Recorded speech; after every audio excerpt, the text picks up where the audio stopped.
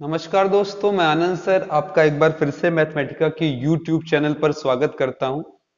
आपने पिछली वीडियोस जो हमारी देखी क्लास 10 से रिलेटेड, वो थी कि हमने देखा किस प्रकार से किसी भी लाइट की डिफिनेशन क्या होती है, किसी स्फेरिकल मिरर से किस प्रकार हमें अन्य मिरर यानी कि अन्य दर्पण प्राप्त होते हैं।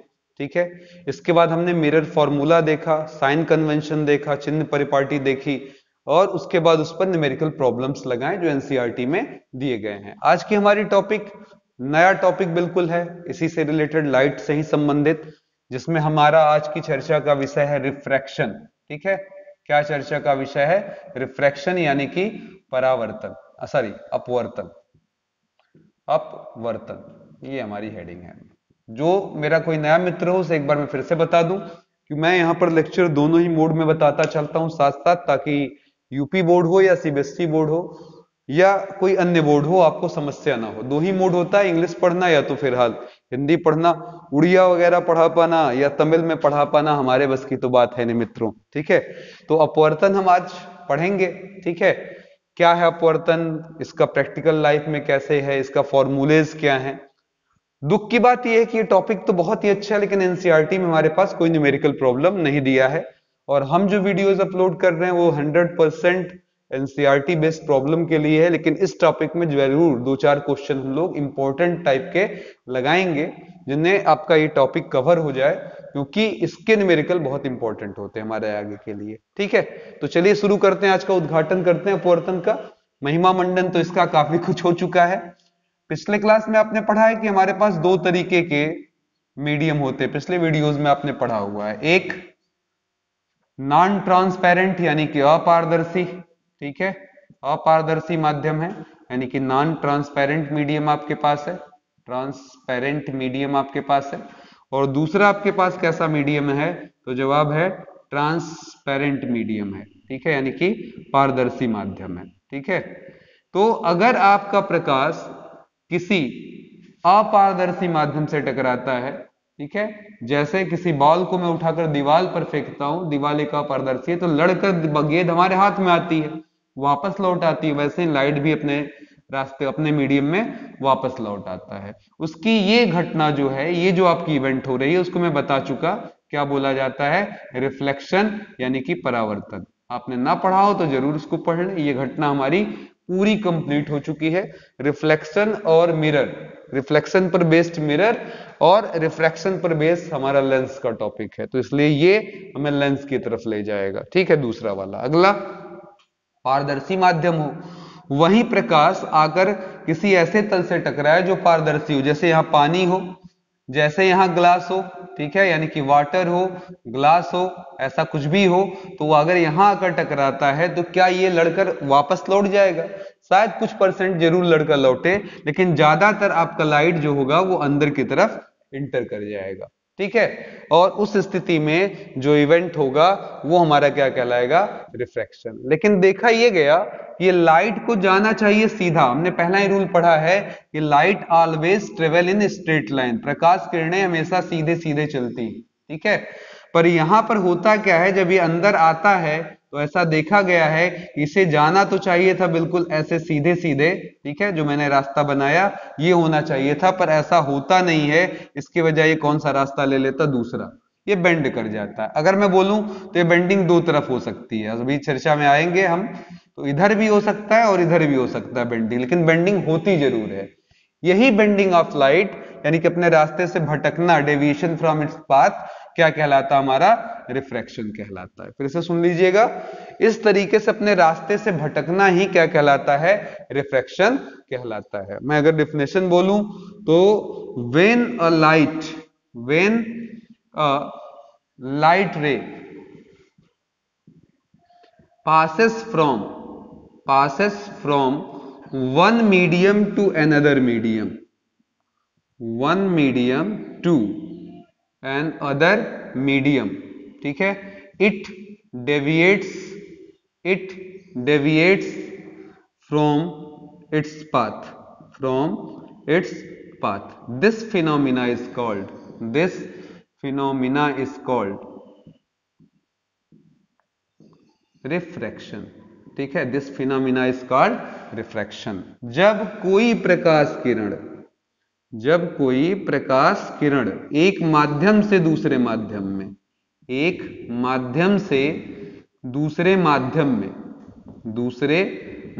में प्रवेश करती है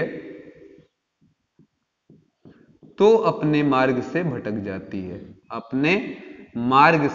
भटक जाती है, ठीक है, रास्ता भूल जाती है, ठीक है, भटक जाती है, ठीक है। यह भौतिक घटना अपवर्तन कहलाती है, ठीक है। इस तरीके से ये हो जाएगा। क्लियर हो गया? कोई प्रॉब्लम इसमें? समझ में आ गया है? आसान चीज है, ठीक है। तो अभी तो ये समझ लिया। अब ये मामला था कि सर जी ये भटक रहा है, आप कह रहे हैं सर सीधा ना जाकर चाहे ऊपर हो सकता है चाहे नीचे, तो इस बात को भी थोड़ा समझ लिया जाए, कब ऊपर और कब नीचे, ठीक है। तो चलिए वापस चलते हैं, इस कॉन्सेप्ट को समझते हैं, कब ऊपर कब नीचे, कब दाएं कब बाएं, क्या हो रहा है, ये अच्छे से थोड़ा समझ लिया जाए। आइए जरा, आपने जब रिफ्लेक्शन पढ़ा यानी कि परावर्तन, तो आपको बताया गया जब सीधे लाइट कोई आकर टकराती है यानी कि परपेंडिकुलरली, तो उसी रास्ते पर क्या करती है, लौट जाती है। इस किरण को, इस लाइट को हम लोग नॉर्मल यानी कि अविलंब रेखा कहते हैं, नॉर्मल रे बोलते हैं या हिंदी में अविलंब रेखा बोलते हैं, ठीक है। ये उसी रास्ते पर लौट जाती है। ये बात हम पारदर्शी माध्यम में भी पाते हैं। अगर कोई भी लाइट हमारी सीधे सीधे पड़ती है किसी मीडियम पर, तो बिल्कुल सीधे सीधे ऐसे गुजरते हुए उस पार निकल जाएगी, ठीक है। यहां पर भी हम इसे क्या बोलते हैं, नॉर्मल रे ही बोलते हैं, ठीक है, और हिंदी में अविलंब रेखा के नाम से, ठीक है। अब देखिए, जो लाइट आकर यहां पर टकराएगी अन्य कोई लाइट इसके अलावा वाली, तो उसको हम लोग आपतित किरण बोलते थे वहां पर, ठीक है। अभी भी इसको वही नाम देंगे, क्योंकि अभी तो ये सेम वैसा ही कैरेक्टर वाला, यानी कि अंग्रेजी में इंसिडेंट रे बोलेंगे, ठीक है। इसको जनरली आई से दर्शाएंगे, और अगर ये एंगल लिया गया तो इसे एंगल आई कर देंगे, ठीक है। लाइट किरण यानी कि रे को आई से, जबकि उससे बनने वाले एंगल को यानी कि हम कह सकते हैं आपतित कोण को, ठीक है, आपतित कोण को, यानी कि एंगल ऑफ इंसिडेंट को, ठीक है, हम किससे दर्शाएंगे, आई से, ठीक है। बहुत ही सिंपल सी चीज है, बात बिल्कुल क्लियर है। चलिए आगे बढ़ते हैं। अब इसके बाद की कहानी में क्या है कि यहां पर जब ये टकराएगी, अब आगे बढ़ेगी तो दो चीजें वो देखेगी, रेयर और डेंसर। वो क्या है जरा समझ लेते हैं। यहां पर अगर मैं मान लू रेयर मीडियम है, रेयर का मतलब होता है विरल, ठीक है, ऐसा माध्यम, ठीक है, रेयर मीडियम ऐसा माध्यम जिसमें पार्टिकल्स, ऐसा मीडियम जिसमें पार्टिकल्स दूर दूर हों, जैसे हवा के पार्टिकल्स यानी कि गैस के कण जो हैं वो दूर दूर होते हैं हवा में, तो वो रेयर मीडियम है। लेकिन कांच ले लें तो कांच उससे अपेक्षा ज्यादा गाढ़ा मीडियम है। क्यों? क्योंकि उसके पार्टिकल पास पास होते हैं और वो सॉलिड बन जाता है। जितना पार्टिकल दूर होगा, लिक्विड बहुत दूर होगा, गैस बन जाएगा, आप अच्छे से जानते हैं, ठीक है। तो यहां पर देखिएगा ये रेयर है और ये कैसा मीडियम है, डेंसर मीडियम है, ठीक है, यानी कि सघन माध्यम है। अब यहां पर देखिएगा, हम रेयर और डेंसर को ऐसे समझ लेते हैं, रेयर का मतलब एक ऐसा मीडियम जहां पर आपके ऊपर ज्यादा दबाव नहीं है, जैसे घर में मम्मी का होना, और डेंसर का मतलब पापा का होना। ये आइडियल लाइन है यानी कि आदर्श रेखा है। अगर पापा घर में मौजूद हो तो आप हमेशा आइडियल, आदर्श रहेंगे, कॉपी किताब खोलकर पढ़ते हुए नजर आएंगे, तो ये इस आदर्श लाइन के बिल्कुल पास होंगे।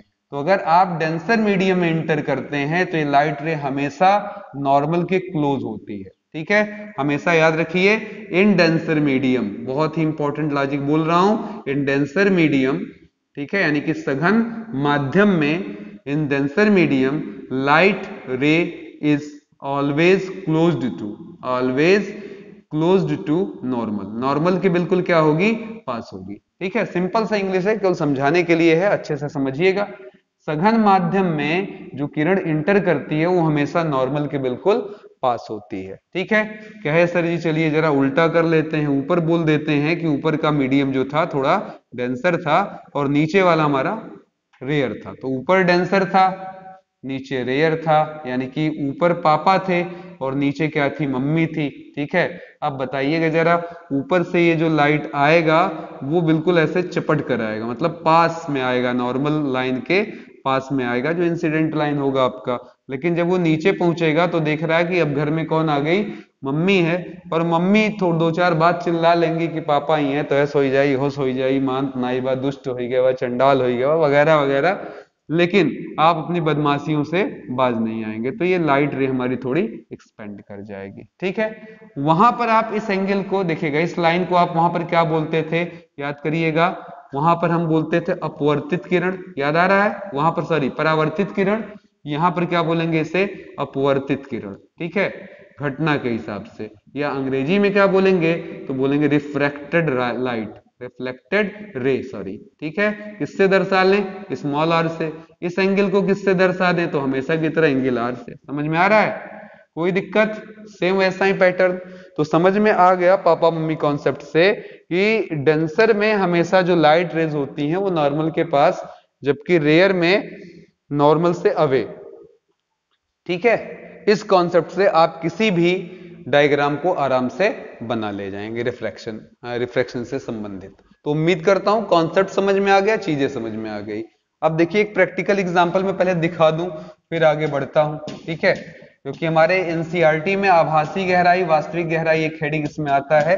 ठीक है, real depth and apparent depth वो रखा नहीं गया हाई स्कूल में, उसे इंटरमीडिएट में डाल दिया गया है। तो यहाँ पर केवल आपको प्रैक्टिकल ये एग्जांपल मुझे थोड़ा समझा देना है, मैं प्रैक्टिकली भी इसको दिखाऊंगा आपको, कोई मुश्किल काम नहीं है। इधर देखिएगा, आपके पास यहाँ पर पानी है। ठीक है, अगर इस पानी में नॉर्मली अगर मैं एक खाली बीकर ले लूं, उस बीकर में अगर मैं ऐसे आराम से कोई पेन डुबा, मतलब पेन ऐसे रख दूं, तो आप कहेंगे सर जी कुछ नहीं, पेन दिख रहा है, कोई दिक्कत नहीं। लेकिन अगर आपने इसमें कोई पेंसिल ऐसे डुबाई, तो होता ये है कि ऊपर तो ठीक है, यहाँ पर आपको इसका फिर आगे वाला भाग ऐसे दिखाई देगा, मतलब जैसे लगेगा ये ब्रेक होकर पेंसिल क्या हो गई, अलग हो गई। ठीक है, इस तरीके से दिखाई देता है। ऐसा क्यों होता है, तो इसका कारण केवल अगर पूछा जाएगा ऑब्जेक्टिव कि why the dip pencil looked this way in this way, मतलब वो क्यों अपने जगह से, या फिर ऐसा भी पूछा जा सकता है कई बार कि अगर कोई तल में सिक्का रखा होता, ठीक है, तो कई बार हमें ऐसा लगता है कि सिक्का हवा में थोड़ा सा उठा हुआ है, तो ये क्यों उठा हुआ लग रहा है हमको, ऐसा क्यों आभास हो रहा है, ऐसा क्यों लग रहा है। ठीक है,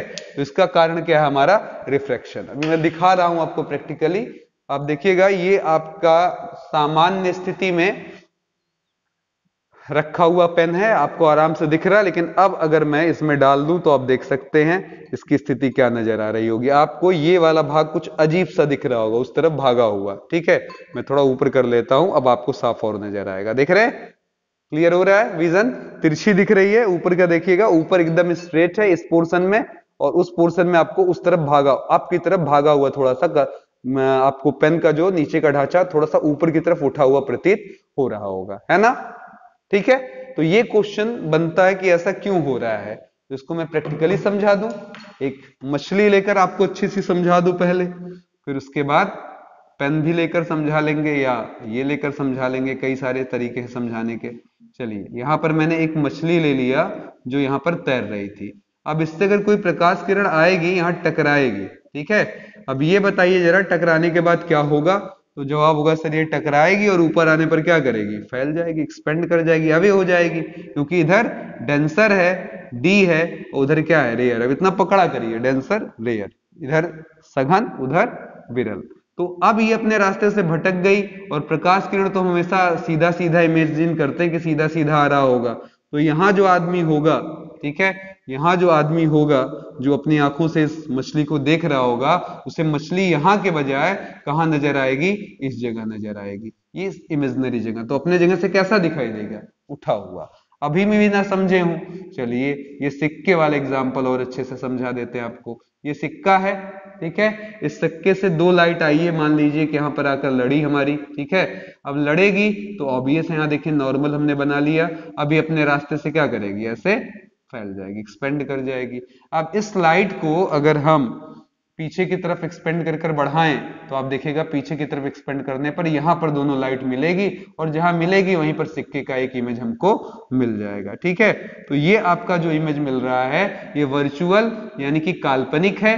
ठीक है, और ये आपका क्या है, जो है नीचे वाला वो वास्तविक है। तो काल्पनिक जो मिरर आपको मिल रहा है, इमेज मिल रहा है, वो हमेशा उठा हुआ, थोड़ा सा तल से उठा हुआ दिखाई देगा। ऐसा किसके नाते?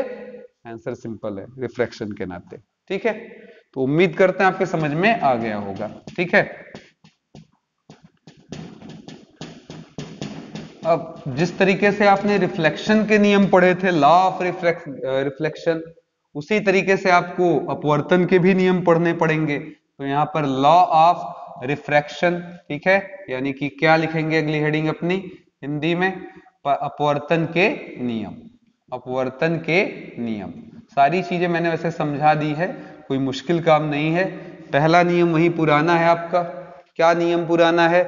कि आपतित यानी कि इंसिडेंट रे, ठीक है, हिंदी में भी वहीं पर लिखता चलूंगा मैं, आपतित किरण, ठीक है, कामा रिफ्रैक्टेड रे, रिफ्रैक्टेड रे यानी कि परावर्तित किरण,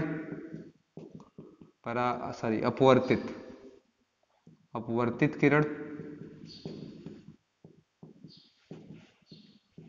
और नॉर्मल रे, नॉर्मल रे यानी कि हमारा अविलंब किरण। Meet at a point, meet at a point, ठीक है, POINT पूरा लिखेंगे, मीट एट अ पॉइंट। तो अविलंब किरण, आपतित किरण और अपवर्तित किरण एक बिंदुगामी है, सिंपली एक बिंदुगामी है। आप समझ सकते हैं कि आपकी ये देखिएगा यहां पर ये लाइट और चाहे ये नीचे जाए चाहे ऊपर जाए, ये तो इसकी किस्मत है, ये तीनों लाइट, ठीक है, जो भी तीनों लाइट है वो कहां पर मिल रही हैं? एक जगह पर। तो बिल्कुल उसी टाइप का एकदम नियम है, इसमें कुछ बताने जैसा खास बात नहीं है। ठीक है, दूसरा रूल की बात कर लें तो इस नियम को हम लोग स्नेल्स लॉ बोलते हैं। ठीक है, स्नेल साहब का नियम बोलते हैं, स्नेल नियम। उन्होंने एक प्रयोग किया, उन्होंने क्या किया? मीडियम ए ले लिया और मीडियम बी। अब चलिए अभी हम मान लेते हैं अपनी सुविधा के लिए, इधर हम ले लेते हैं अपना रेयर और इधर कर लेते हैं डेंसर मीडियम, यानी कि उधर सघन, विरल, और नीचे क्या कर लिया? सघन मान लिया। ठीक है, बल्कि ये भी हटा दें, आर और डी ही लिख लेते हैं। ठीक है, विरल और सघन। अब उन्होंने क्या किया, कहा भैया ये तो नॉर्मल हो गई, सीधे सीधे निकल गई, उसकी बात छोड़िए। उन्होंने प्रयोग किया, उन्होंने I1 एंगल पर एक लाइट डाली और उसके लिए R नोट किया। ठीक है, उसके लिए क्या किया? R नोट किया, तो पता चला R1 आया, एंगल R1। ठीक है, फिर उन्होंने इंसिडेंट लाइट बदल दी, मीडियम वही है, उसने इंसिडेंट एंगल उन्होंने बदल दिया, I2 कर दिया। फिर उन्होंने यहाँ रीड किया कि सर जी ये भी थोड़ा सा बदल रहा है, इसको उन्होंने क्या बोल दिया? एंगल R2 बोल दिया। फिर उन्होंने एंगल अपना चेंज किया, इसको I3 कर लिया, एंगल I3, और फिर इन्होंने इनका जो रिफ्लेक्शन मिल रहा था, रिफ्रैक्शन इधर, रिफ्रैक्टेड एंगल, वो एंगल R3 ले लिया। इस तरीके से उन्होंने तमाम प्रयोग एक ही मीडियम पर कर कर देखा, फिर दूसरे मीडियम के साथ ऐसा ही प्रयोग कर कर देखा। अब उनके इस प्रयोग में उन्होंने क्या पाया वो सुनिए जरा, कि sign I1 upon sine R1, और इसी प्रकार sign I2 upon sine R2, और sign I3 upon sine R3, और अगर आगे भी बढ़ना है तो ऐसे बढ़ते रहिए। ठीक है, यानी कि sine IN upon sine RN, जितना मन करे उतना ऐसे बढ़ा लीजिए। इन सभी का रेशियो क्या आ रहा था? किन्हीं दो निश्चित माध्यमों यानी कि मीडियम्स के लिए कांस्टेंट आ रहा था। इसी नियम को स्नेल लॉ कहा गया, और इस रेशियो को रिफ्रैक्टिव इंडेक्स बोला गया। क्या बोला गया? रिफ्रैक्टिव इंडेक्स बोला गया, यानी कि अपवर्तनांक बोला गया। ठीक है, क्या बोला गया? अपवर्तनांक बोला गया। ये जो रेशियो है किन्हीं भी दो माध्यम के लिए हमेशा फिक्स आता है। ठीक है, 100% हमेशा इसकी वैल्यू क्या रहती है? फिक्स रहती है, निर्धारित रहती है किन्हीं दो माध्यमों के लिए। तो इस नियम को स्नेल का नियम कहा गया, यानी कि इन्होंने बोला क्या? For any two fixed medium, for any two fixed medium, fixed medium, ठीक है, ratio of sine of I1 and ratio of sine of incident angle, ठीक है, and sine of refracted angle is always constant, is always constant. ठीक है, हिंदी में लिख लीजिए कि इन्होंने यह पाया किसी दो निर्धारित माध्यमों के लिए इंसिडेंट एंगल यानी कि आपतित कोण का जा तथा अंग्रेजी में से हिंदी में से क्या बोलते हैं, जा। ठीक है, और आपतित कोण का जा और अपवर्तित कोण के जा का अनुपात हमेशा कांस्टेंट रहता है। और यह कांस्टेंट क्या कहलाता है, तो जवाब है अपवर्तनांक। यह निश्चित मान क्या कहलाता है, अपवर्तनांक। ठीक है, अब इसको देखिएगा एन और म्यू से दिखाने का रिवाज है एनसीईआरटी में, हाई स्कूल में। वैसे इंटरमीडिएट में जनरली इसे एन से हम लोग प्रदर्शित करते हैं, लेकिन जहां तक हम बात करें एनसीईआरटी की तो यहां पर इसे एन से दर्शाया गया, नहीं तो हम लोग म्यू से भी दर्शाते हैं, तो इसे हम एन से दर्शाते हैं। इस तरीके से लिखा रहता है। ठीक है, अभी फिलहाल रेयर से डेंसर की तरफ जा रहे हैं तो यहाँ आर लिखा रहेगा, यहाँ डी। यहां से देखिए इधर से आप समझ जाएंगे लाइट किधर से किधर, यहाँ जो लिखा रहेगा इधर से लाइट जाएगा दूसरी की तरफ, ये पहला माध्यम होगा और ये दूसरा माध्यम होगा। ठीक है, पहले से दूसरे की तरफ, ये आराम से आप समझ सकते हैं। तो इसी रेशियो को रिफ्रैक्टिव इंडेक्स भी बोला गया। ठीक है, इसी नियम को स्नेल का नियम बोला गया, इसी को लॉ ऑफ रिफ्लेक्शन का दूसरा नियम कहा गया। अब इसी पर थोड़ी सी डेप्थ पढ़ाई करते हैं रिफ्रैक्टिव इंडेक्स पर। ठीक है, थोड़ा सा अंदर चलते हैं और देखते हैं इसे क्या क्या पढ़ते हैं। ये समझ तो आप गए ही हैं, अब थोड़ा सा रीडिंग के मामले में इसे क्या क्या पढ़ा जाएगा वो देखिएगा। हम इसे पढ़ते हैं रिफ्रैक्टिव इंडेक्स ऑफ मीडियम। अब यहां पर मैं थोड़ा सा नाम दे देता हूं जानबूझकर, ए और B. Medium B with respect to medium A, with respect to medium A. इसको हम ऐसे पढ़ेंगे, यह माध्यम बी का अपवर्तनांक है। ठीक है, किसके सापेक्ष, ए के सापेक्ष, माध्यम ए के सापेक्ष, माध्यम ए के सापेक्ष। ठीक है, अब यहां पर देखिएगा मैं जो इंपॉर्टेंट बात बोल रहा हूं, सापेक्ष या विथ रिस्पेक्ट टू जो शब्द है वो हमेशा किस वाले के साथ रहेगा, जो यहां लिखा रहेगा। जैसे मैं नॉर्मल एग्जांपल ले लूं, चलिए यहां मैंने जी लिखा और यहां पर डब्ल्यू लिखा, तो आप इसको क्या पढ़ेंगे, पहला मीडियम मेरा वाटर है यानी कि पानी है, और दूसरा मीडियम मेरा क्या है, ग्लास यानी कि कांच है। तो हम इसे क्या पढ़ेंगे, कांच का अपवर्तनांक, हिंदी में कांच का अपवर्तनांक। ठीक है, किसके सापेक्ष, पानी के सापेक्ष, पानी के सापेक्ष। ठीक है, और इसी प्रकार अंग्रेजी में पढ़ेंगे रिफ्रैक्टिव इंडेक्स ऑफ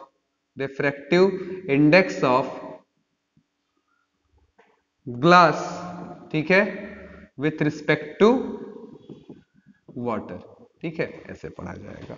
ठीक है, अब यहां पर एक इंपॉर्टेंट बात ध्यान दीजिएगा, अगर मैं ये जो आपका पहला मीडियम है इसे निर्धारित कर लूं, क्या निर्धारित कर दिया जाए, यहां हटाकर एयर या वैक्यूम ले लिया जाए, चाहे एयर चाहे वैक्यूम दोनों ही चल जाएगा। ठीक है, तो उस स्थिति में अब इसे हम केवल एनजी लिख देंगे, मतलब रिफ्रैक्टिव इंडेक्स ऑफ ग्लास। अब इसको हम केवल इतना ही पढ़ सकते हैं, रिफ्रैक्टिव इंडेक्स ऑफ ग्लास। ठीक है, इसका मतलब ये हुआ कि अगर पहला मीडियम हर बार आप एक हवा ले लें या निर्वात ले लें, तो उस स्थिति में अब हम उसे माध्यम का अपवर्तनांक कहेंगे, यानी कि रिफ्रैक्टिव इंडेक्स ऑफ मीडियम। अब अगर मैं यहां एम लगा दूं, एम फॉर मीडियम यानी कि माध्यम, तो भी कोई गलत नहीं है। अब यहां पर मैं क्या बोल रहा हूं, इसे हम कहेंगे माध्यम का अपवर्तनांक सीधे। ठीक है, फिर से मैं बोल रहा हूं माध्यम का अपवर्तनांक। इसको समझिएगा, मैं अब इसको दो चार तरीकों से बोल रहा हूं ताकि आप खूब समझ जाएंगे। इधर देखिए जरा मैंने क्या क्या लिखा है, चलिए देखते हैं, और उसका क्या मतलब भी समझ में आना चाहिए। ठीक है, अच्छे से उसको समझिए थोड़ा।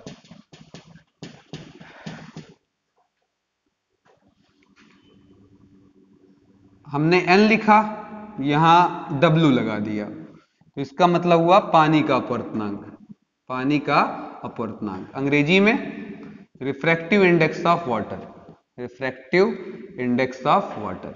मतलब थोड़ा सा और डेप्थ में घुसकर जानना चाहेंगे तो W के पहले यहां क्या लगा देंगे, A, मतलब हवा से किसकी तरफ जाएगा, लाइट पानी की तरफ जा रहा होगा। ये क्लियर हो गया, क्लियर हो गया।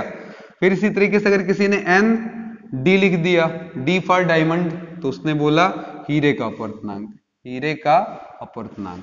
ठीक है, अब फिर यहां पर मैं बोलूंगा कि एन लगाकर आप डी ए लिख सकते हैं। इसको ये भी पढ़ सकते हैं कि हीरे का हवा के सापेक्ष अपवर्तनांक, हीरे का हवा के सापेक्ष। तो ये जो सेकंड होता है के सापेक्ष पढ़ा जाएगा। ठीक है, तो यहां पर अगर मैं मान लू ऐसे लिख दिया होता डीजी, तो आप क्या पढ़ते, कहते सर डायमंड का ग्लास के सापेक्ष, डायमंड का ग्लास के, refractive index of diamond with respect to glass. ठीक है, अब यहां पर मैं क्या कहना चाह रहा हूं कि ये तो हो ही गया, इसी को हम लोग अंग्रेजी में एब्सोल्यूट इंडेक्स भी बोलते हैं। क्या बोलते हैं? एब्सोल्यूट इंडेक्स बोलते हैं, या हिंदी में निरपेक्ष अपवर्तनांक बोला जाता है। ठीक है, जब हम किसी एक मीडियम की, माध्यम की बात करते हैं तो वहां पर निरपेक्ष अपवर्तनांक इसे बोला जाता है। ठीक है, एक दो अपवर्तनांक आप समझ सकते हैं, जैसे एयर यानी कि वायु के लिए ये मान होता 1.0003। इसी के तरीके से अगर बर्फ के लिए यानी कि आइस के लिए अगर पूछा जाए ये कितना होता है,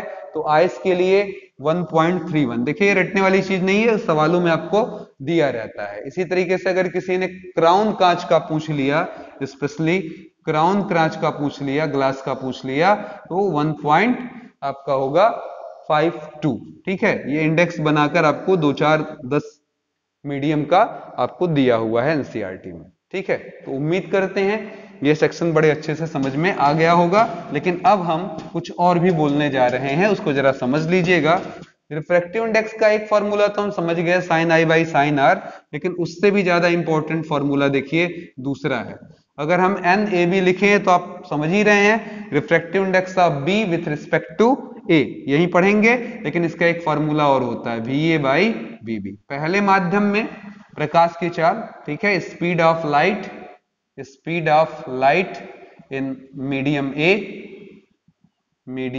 ए अपॉन स्पीड ऑफ, ट्रिक से बस ये याद रख सकते हैं, नहीं तो भूलता बहुत है मित्रों, बहुत लोग कंफ्यूज होते हैं, बता नहीं पाते हैं।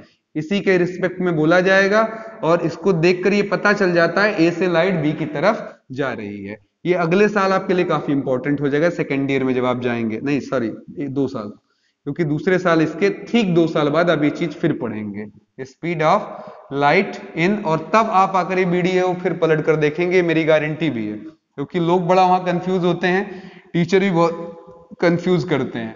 ठीक है, यहाँ पर कि कौन सा कैसा लिखा जाएगा, ए बी को क्या पढ़ेंगे या बी ए को क्या पढ़ेंगे, म्यू को क्या पढ़ेंगे, ये सारी चीजें बहुत ही हौच पौच है, तो उसको बहुत अच्छे से समझ लें। ठीक है, यानी कि यहां पर हो गया प्रकाश की चाल माध्यम ए में, और यहां पर होगा प्रकाश की चाल माध्यम बी में, माध्यम बी में। ये हो गया, उम्मीद करता हूं समझ में आ गया होगा, कोई इसमें प्रॉब्लम नहीं है, आसान चीज है। ठीक है, आराम से क्लियर हो गया होगा, कोई प्रॉब्लम नहीं ना है। चलिए, मैं को थोड़ा सा न्यूमेरिकल सिंपली पूछ दूं कि speed of light in medium, ठीक है, ए इज 3 into, अच्छा एक बात और देखिए, मैं बोलना भूल गया यहां पर, अच्छी चीज, अगर मैं यहां पर हवा ले लूं, पहला माध्यम क्या ले लिया जाए, जैसे मैंने बोला Ng, ठीक है, ग्लास, तो आपको मैंने अभी समझाया, इसका मतलब हुआ G के बगल में एयर लगा लो, तो वेलोसिटी ऑफ यानी कि speed of light in air upon velocity of light in glass. ठीक है, अब इसमें हर कोई जानता है कि लाइट की स्पीड हमारे निर्वात में या हवा में 3 गुणे 10⁸ मीटर पर सेकंड होता है, और जनरली बुक्स में से सी से दर्शाया जाता है, इसीलिए बहुत सारे बुक वाले सी बटा यहां केवल वी या वीजी लगाकर दे दें, वो अच्छी बात है। तो ये कहीं सी लिखा मिले तो इसका मतलब होता है speed of light in vacuum और इन एयर 3 × 10⁸ मीटर पर सेकेंड। एयर और वैक्यूम में बहुत अंतर आपका जी के एन के मामले में बहुत ज्यादा नहीं होता। आप अगर वैक्यूम की बात कर लें तो उसका 1 होता है, और अभी एयर का मैंने लिखा था 1.003, तो इतना उपेक्षित किया जा सकता है, उसको उपेक्षित कर सकता है। अच्छा एक बात और, किसी ने यूनिट एन का पूछ लिया तो हमेशा याद रखना ये यूनिट लेस क्वांटिटी, इसकी कोई यूनिट नहीं, क्योंकि अगर आपने स्पीड लिया ऊपर मीटर सेकंड, नीचे भी मीटर सेकंड, एक दूसरे को क्या करेगा, काट देगा।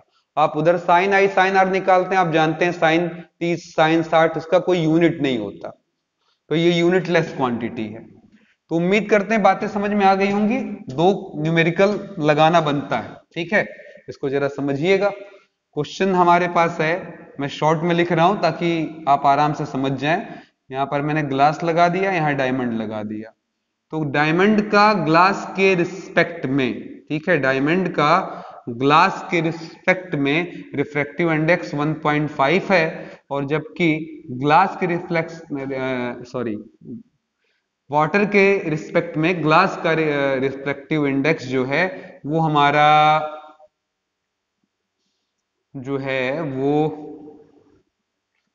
0.75 है, ठीक है, या 0.70 है, ठीक है।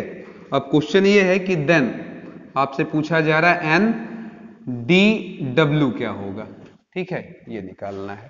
पहले इस चीज को समझने के लिए आप क्या करेंगे, एन डी जी को लिखिए जरा, बताइए जरा फॉर्मूला क्या होगा। पहले क्या, ग्लास से डायमंड की तरफ, तो ऊपर हो गया वीजी बाई वीडी की वैल्यू 1.5 है, इक्वेशन नंबर 1 ले लीजिए। चलिए दूसरा लगाइए, एन क्या लिखा है, जी डब्ल्यू। अब बताइए जरा किधर से किधर जा रहे हैं, वाटर टू ग्लास, तो यहां वी लगाकर डब्ल्यू, यहां वी लगाकर जी, कितना दिया हुआ है 0.70, इक्वेशन नंबर क्या हो गया आपका 2। समझ में आ गया। अब यहां पर क्वेश्चन आपसे पूछा गया है एन डी डब्ल्यू, तो बताइए जरा क्या हो जाएगा, ऊपर वी डब्ल्यू नीचे वी डी, यही तो निकालना है। अब देखिएगा यहाँ पर ट्रिक सिंपल ये होती है कि सवाल में ये ध्यान दीजिए कि कौन सा ऐसा मीडियम दिया है जो दोनों में क्या है, कॉमन है, क्योंकि इसका डायरेक्ट मान हमें कहीं नहीं पता ना, तो हमको ये पता है कि पानी में प्रकाश की चाल क्या है, ना ये मालूम है कि डायमंड में क्या है। कुछ रेशियोज हैं जिनसे निकालना है, इन रेशियोज में मैं फिर कह रहा हूं जी जी जी, आप देख सकते हैं दोनों में कॉमन है। तो यही चीज हमारा सवाल सॉल्व कराएगी। देखिएगा यहां पर मैंने लिख दिया, नीचे यहां VD और ये हो गया आपका V, ठीक है। अब यहां पर VG कॉमन था, इसी VG का फायदा उठाया, यहां भी VG यहां भी VG, देखिएगा इससे कोई फर्क नहीं पड़ता, पर ऐसा लगाते ही आपको शायद फायदा दिख गया हो।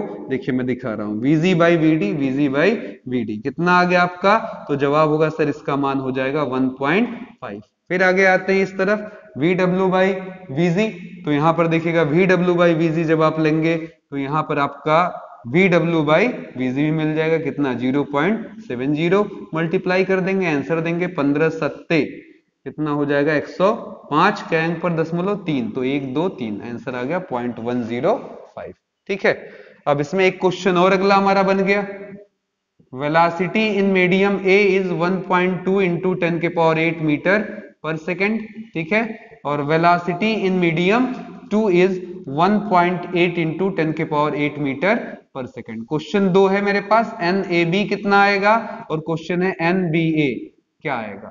ये जानबूझ कर दिया गया, इससे एक कॉन्सेप्ट हम निकालेंगे और फिर अंतिम हेडिंग आपको यहां पर क्लियर करा देंगे, हमारा रिफ्रैक्शन वाला टॉपिक खत्म है, ठीक है।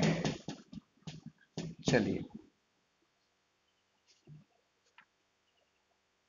आइए यहां पर देखिएगा सॉल्यूशन, हमारे पास NAB पूछा गया है, तो लाइट किधर से जा रही है, तो जवाब है सर B से A।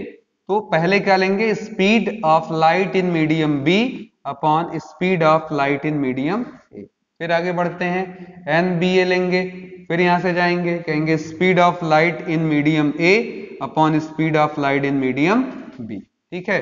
तो VB अपॉन VA, B के जगह कितना 1.8 इंटू 10 के पावर 8, और यहां पर VA के जगह 1.2 इंटू 10 के पावर 8, कैंसिल आउट हुआ, ये कैंसिल आउट हुआ, 6 18 6 दूना 12, यहां देखिए VA 1.2 इंटू 10 के पावर 8, यहां VB 1.8 इंटू 10 के पावर 8, आराम से कट गया, दशमलव काट दिया, 6 दूना 12 6 18 2/3, वो 3/2 था, ये 2/3 है। फिर से देख लीजिए, वो 3/2 था, ये क्या है 2/3 है। तो ये पक्का हो गया कि आंसर में हमें मिल गया दोनों, और एक अच्छी बात, ये 3/2 है, उसका उल्टा 2/3। तो ये एक इंपॉर्टेंट बात है जो आगे चलकर आप इंटरमीडिएट में पढ़ेंगे कि NBA और NAB में संबंध होता है एक दूसरे का व्युत्क्रमानुपाती, यानी कि उल्टा। चलिए एक प्रयोग है हमारे पास ग्लास स्लैब का, वो भी मैं आपसे थोड़ा सा पूछ लूं। अगर मान लो ये एक मोटा कांच का स्लैब है, ठीक है, मोटा टुकड़ा है कांच का, इस तरीके से इसको हम रेक्टेंगुलर स्लैब या ग्लास स्लैब ऐसा नाम दे सकते हैं, ठीक है। और इस पर अगर कोई लाइट ऐसे आपतित हो तो लाइट किस प्रकार निकलेगी या क्या होगा, ये जानना चाहते हैं। तो चलिए जरा पहले इसका नॉर्मल हम यहाँ बना लें।